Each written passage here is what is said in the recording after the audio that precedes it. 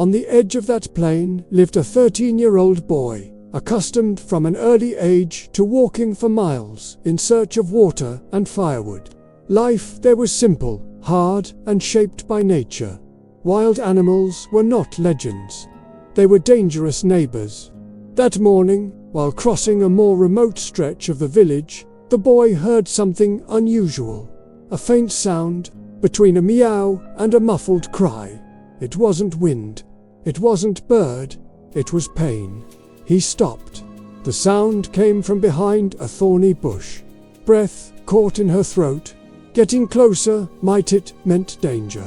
But he went ahead anyway. There, among dry grass and deep marks in the earth, lay a lion cub. Small, too many to survive on their own. One of their hind legs was caught in a trap. Metal left behind by poachers. The iron had cut through the flesh. The blood had already been there, darkened under the sun. The cub didn't roar. It only cried. The boy looked around. His mother could be nearby. The gang could appear at any moment. Second, in the savannah, decisions cost lives. He could leave, but it wasn't. He knelt down slowly. He spoke softly, not to calm down, but to show that there was no the threat. The puppy tried to bite, tried to break free, but it was weak. It was trembling. The boy held the metal with his bare hands. The mechanism was rusty. It demanded strength. It required courage. He pulled. Nothing. He pulled again. The trap snapped shut with a dry crack. The puppy fell to the side, panting. Its paw the wound was swollen, but free. The boy tore off part of his own shirt and tied it around the wound to contain the bleeding. Bleeding, there was no medicine. There was no veterinarian. There was only instinct and compassion. The sky seemed to watch in silence. After a few minutes, the puppy tried to stand up. It staggered, it fell, it tried again. This time, he managed to hold the weight for a few seconds. The boy slowly walked away. He didn't touch her again. He didn't try to take her. He simply made his way and he let nature take its course. The limping cub disappeared into the tall grass. The boy went back home without telling anyone. In the savannah, some gestures are not meant to be applauded. They are made because they need to be made.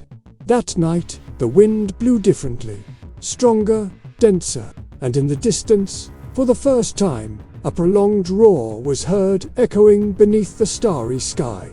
It wasn't a threat. It was a warning. If this story has touched you so far, leave a like and subscribe to the channel. Stories like this need to continue being told. The following morning, the air was heavy. An eerie silence hung over the small town. A mud house on the edge of the savannah. Not even the goats moved about peacefully, nor the chickens were scratching around as usual. Something had changed. Footprints came first. Deep marks in the dry earth, large, circular, too clear to ignore.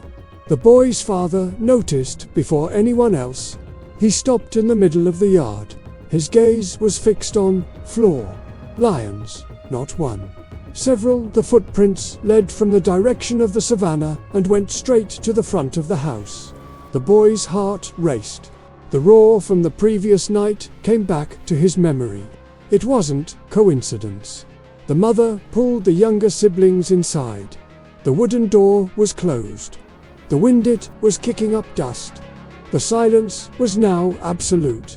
Then they appeared. First, two lionesses. They walked slowly, muscles firm, gaze attentive. Behind them, a large lion with a dark mane, majestic, imposing, the leader, and among them, limping slightly, was the puppy. The makeshift bandage was still attached to the paw. The family watched through a crack in the window. No screams, no running, just pure tension. The gang did not advance. He did not attack. He didn't growl. They stopped a few meters from the house. The adult lion raised its head and let out a deep roar that echoed across the plain. No, it was an investment. It was communication. The lionesses sat down. The puppy took a few steps forward. It limped, but it walked. It stopped exactly where the boy had left water for the farm animals. He recognized it. The boy took a deep breath. He opened the door.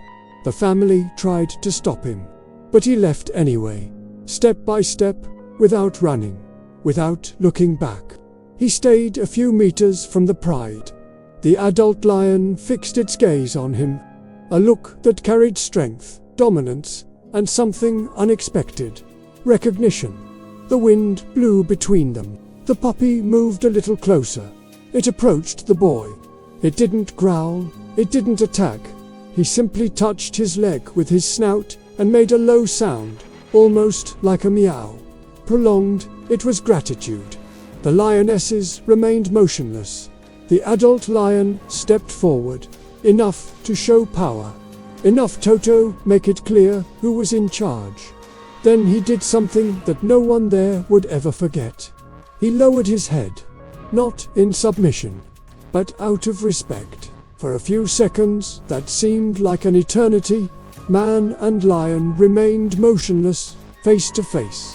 Ahead, under the Savanna sun, then the leader turned slowly. The flock began to move away. The cub was the last one. Before disappearing into the tall grass, he looked one last time, and it disappeared. Silence returned, but nothing there would ever be the same again. The news spread through the village that very day. Footprints confirmed it. Marks in the earth. These were proofs. It wasn't a legend. It wasn't imagination.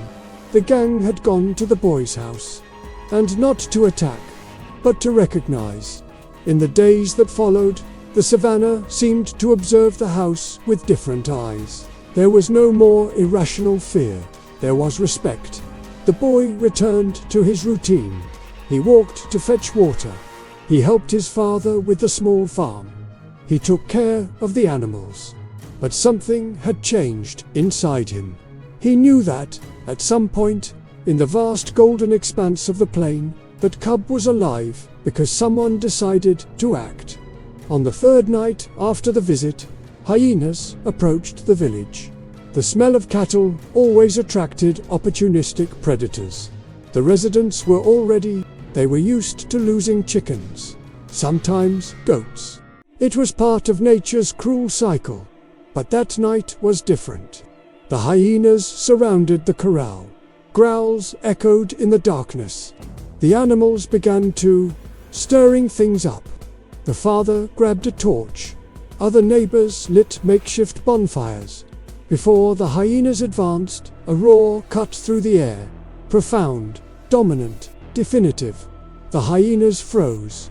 Another roar answered from further away, then another and another. The gang. The shadows moved in the darkness. It wasn't an attack on the village. It was the expulsion of the invaders. The hyenas retreated quickly. They disappeared into the night. The residents remained motionless, trying to understand what they were hearing. Lions defending the area near that house. Not for hunting, not for trespassing, but to assert territory. The following morning, new footprints surrounded the edge of the village. An invisible perimeter. It had been drawn on earth. The boy understood. In that region of the Savanna, balance was everything. One gesture altered the cycle. One choice, it reverberated in nature. As the weeks passed, the puppy began to appear in the distance. Always accompanied, never alone. He limped less and less. It was growing. The band had disappeared, but the mark on the paw remained as a visible scar. Human trap. The dry season has come to an end. The first rains brought the smell of wet earth. The savanna flourished again. The grass grew tall and green once more. The boy was walking one afternoon when he saw the flock resting near a rise. Rocky, he didn't get closer. He didn't need to. The cub, now bigger, stood up and looked around. There was recognition. There was no domestication. There was no such thing as a fantasy friendship. There was respect between species that shared the same territory.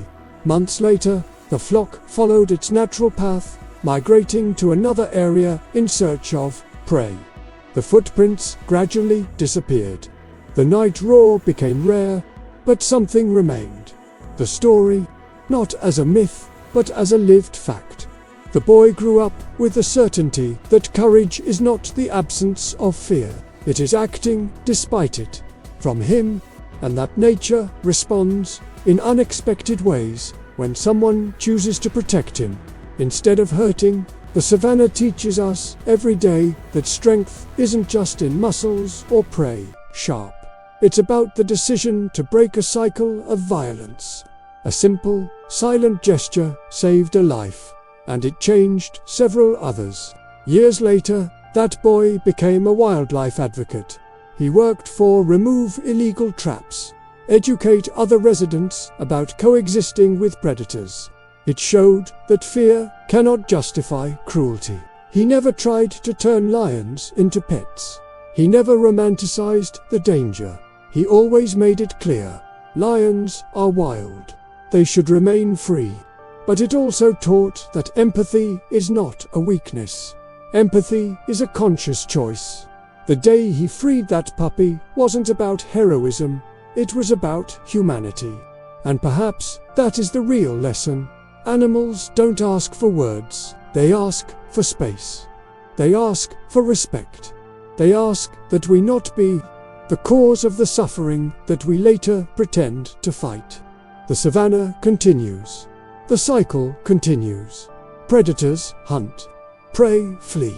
Life goes on, course. But there will always be times when someone can choose between turning their back or extend your hand. And when the choice is made with compassion, the echo transcends species. Love is not about domination. Love is protection. Empathy is not weakness. It is a silent force. If this story made you think, like this video and subscribe to the channel. True stories like this show that small actions can transform destinies. Thank you for watching until the end, and prepare yourself. In the next video, another surprising story will show how nature can respond when you least expect it.